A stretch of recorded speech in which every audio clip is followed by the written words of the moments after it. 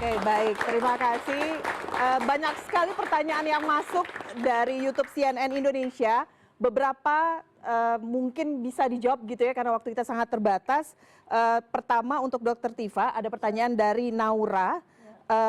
Kalau riset ini murni ilmiah, kenapa disampaikan lewat podcast, YouTube, dan media sosial, bukan jurnal atau forum akademik terlebih dahulu? Silakan, Dok. Oh, sudah ya. Jadi proses dari penelitian saya ya secara pribadi, nanti kemudian bersama dengan Mas Roy dan Rismon itu sudah kami lakukan sejak tahun 2022.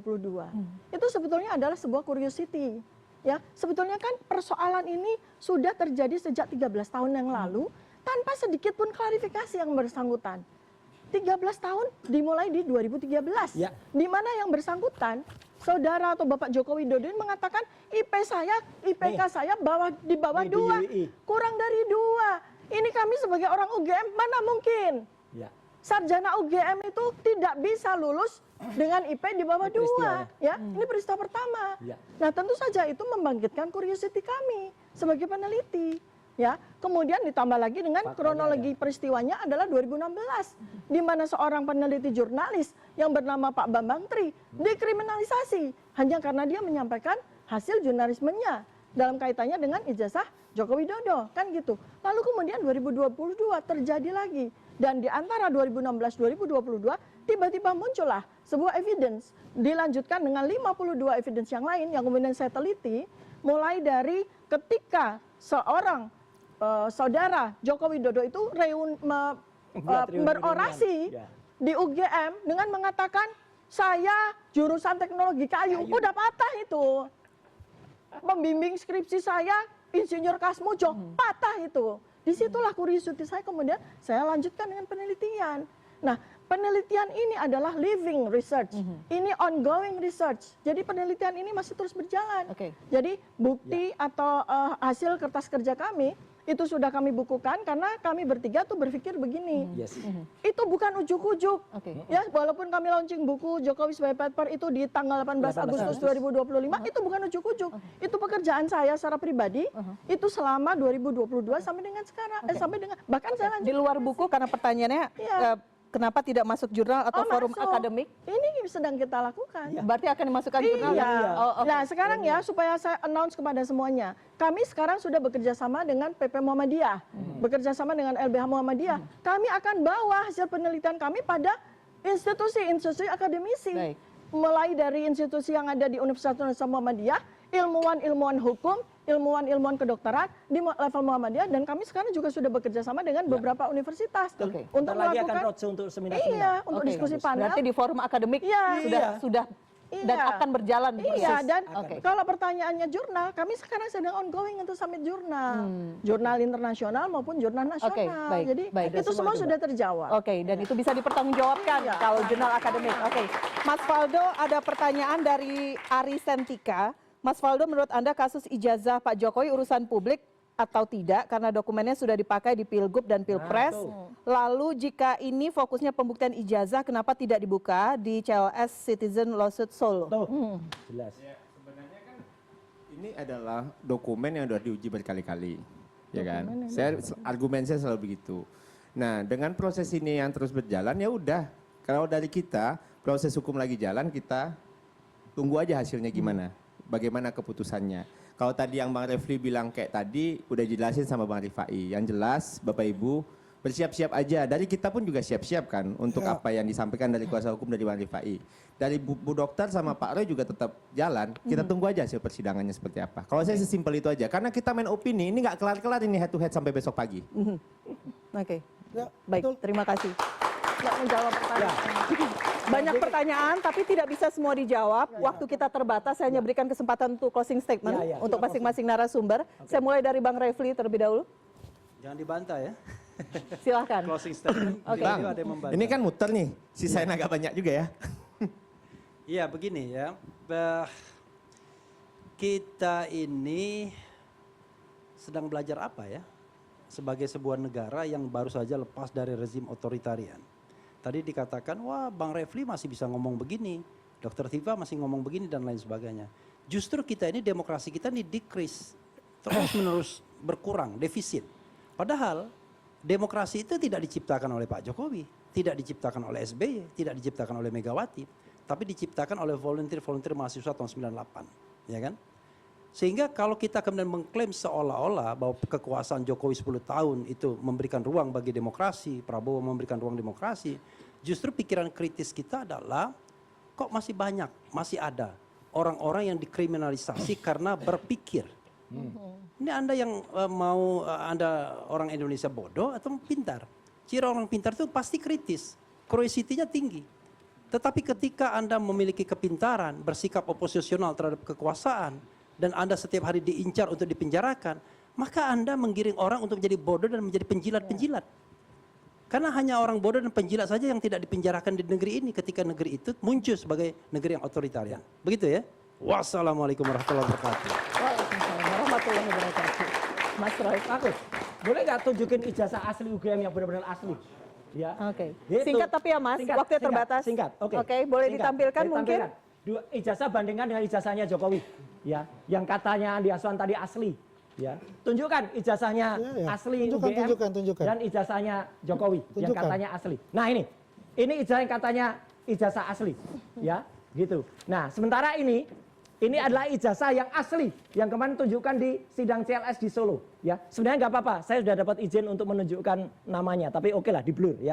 Lihat adik-adik bisa lihat, ini ada emboss. Jelas betul nih emboss yang oleh orang yang nggak ngerti disebut embus gitu. Itu. Kemudian ini ada watermark, jelas banget. Ini mana embossnya? Mana watermarknya? Palsu.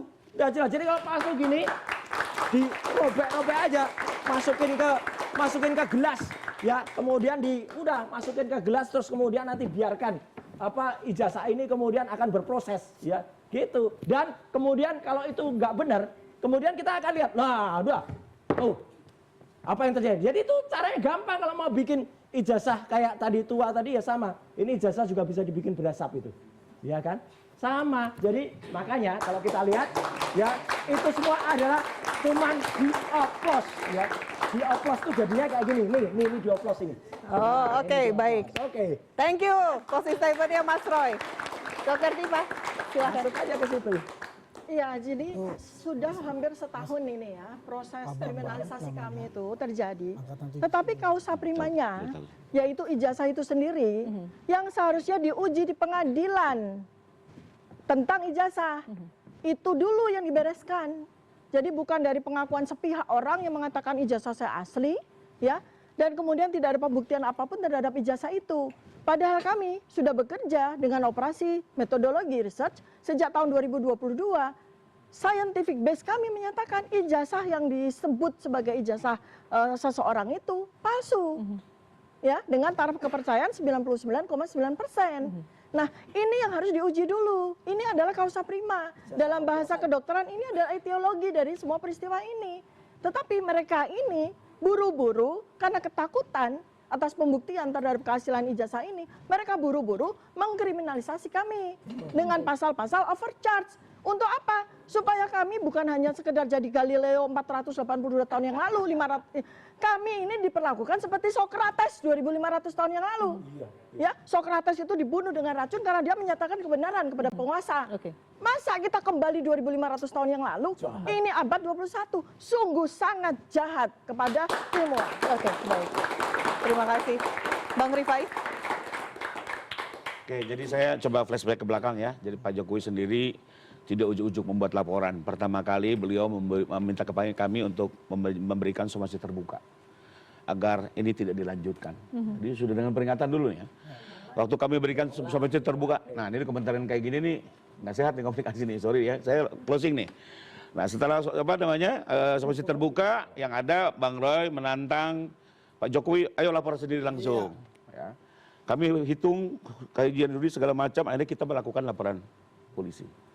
Laporan polisi pun kami tidak reaktif, kami biarkan penyidik bekerja objektif. Tapi apa yang terjadi, kami pun digugat 5 kali, dilaporkan 2 kali kan. Jadi jangan salah, kami baru menggunakan 1 upaya hukum, sudah dituduh kriminalisasi dan segala macam. Sementara kami digugat 5 kali, dilaporkan 2 kali di Barreskrim dan Polda di Jogja. Kami tidak reaktif ya.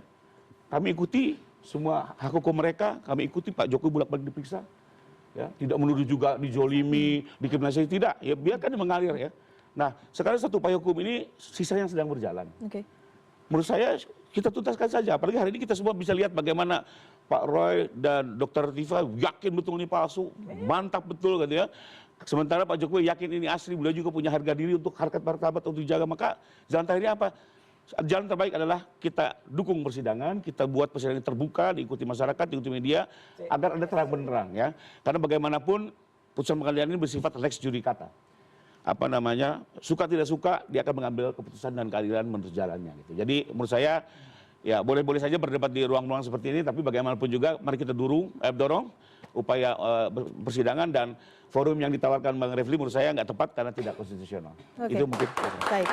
Terima kasih. Bang Andi. Ya, terima kasih Elvira. Pertama-tama saya mohon maaf kalau terjadi suatu perkataan atau apa yang tidak sopan dan sebagainya. Ya, saya akan menjelaskan bahwasanya yang dikatakan dari Bung Roy itu mengenai ijazah yang dibilang sokol, dibilang asli untuk itu. Ya kalau kita ketahui memang ini juga seangkatan ya dengan Pak Jokowi yang lurus tercepat. Mana? Ya, itu sama dengan tadi ditampilkan oleh Pak Jokowi, Pak Bambang. Pak Bambang 79 ini ada tahun 80. Oke.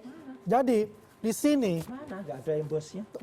13 orang yang saya tampilkan tadi itu yang semuanya ijazahnya diambil. Ya, Embosnya mana? itu ada embosnya semua ada dan sudah melihat yaitu di mana digelar perkara khusus. Ya, semuanya sudah lihat. Bung Refli pun juga sudah melihat untuk itu. Gelar perkara khusus Tinggal sudah sekarang dicatatkan bagaimana bahwasannya itu ada satu alat barang bukti. Tinggal kita melihat apakah nanti P21 dan kita bertarung di pengadilan. Tapi diklarifikasi dan kita ya, buka untuk itu semuanya. Kita Ya. nggak Jadi itulah diperlihatkan 13 ini closing pembanding statement gitu. dari kita. Iya, Ya, tapi ini jangan menjawab bohong. dari tadi. Ya, Dia kita sendiri lihat nggak saja ikut. bagaimana nanti itu ada satu barang bukti dan sudah dilihat oleh digelar perkara khusus. Apa yang dikatakan ada yang namanya emboss, watermark dan sebagainya ada itu semua. Orang ini nggak ada Kita di lihat perkara. saja nanti di pengadilan. Nah, udah, Terima orang ini kasih. nggak ada di belakang. Elvira, Terima kasih. klarifikasi tidak diperlihatkan 13 ijazah pembanding digelar Oke. perkara khusus. Tidak ada. Sama sekali ya. 13 ijazah pembanding tidak Nggak diperlihatkan, diperlihatkan sama sekali. hanya ijazah 13 yang disita. Saya bohong. Iya, tapi tidak diperlihatkan ke Ya, memang kita. tidak diperlihatkan, tapi 13 sudah disita. Itu Ya, bohong tapi lagi. tidak diperlihatkan ke kita. Oke, oke, baik, baik. Sebagai penutup, Pak Aldo. Ya, Bapak Ibu semua, Pak Jokowi itu nggak sedang pengen dipercaya soal hal ini, tapi negara secara konstitusional berkali-kali dalam pemilu telah membuktikan bahwa dokumen itu ada dan teruji. Jadi kita mungkin boleh berbeda pandangan politik Pak, sikap, tapi jangan berbeda dalam akal sehat. Proses hukum sedang berjalan, Justru itu, Mas. ya sama-sama jalani aja. Kita sama-sama menanti. Saya yakin masyarakat juga sama-sama menanti. Pasti juga terbelah, ya terbelah lah. Tapi kan nanti hukum yang akan, proses ini akan sama-sama membuktikan jalannya seperti apa keadilan itu. Harapan saya sih Pak, Bu, ya kita semua ya sama-sama menjaga itulah.